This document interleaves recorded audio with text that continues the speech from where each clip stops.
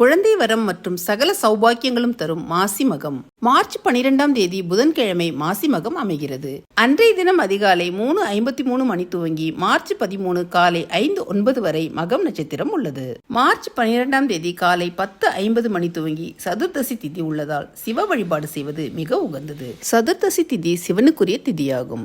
இந்த திதியில் வழிபடுவர்களுக்கு சிவபெருமானின் அருளும் பாவங்களில் இருந்து விடுதலையும் கிடைக்கும். முடிந்தவர்கள் அருகில் உள்ள நீர்நிலைகளுக்கு சென்று புனித நீராடலாம். தட்சனின் மகளாக அம்பிகை அவதரித்தது இந்த மாசி மகம் தினத்தில்தான்.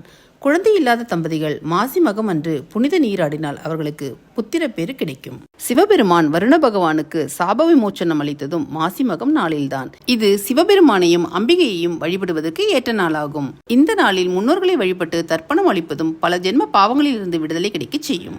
மாசி மகம் அன்று முருகப்பெருமான் தந்தை சிவபெருமானுக்கு பிரணவ மந்திரத்தை உபதேசம் செய்தார். பெருமாள் வராக அவதாரம் எடுத்து பாதாள உலகத்தில் இருந்து பூமியை மீட்டதும் இந்த மாசி மகம் நாளில்தான்.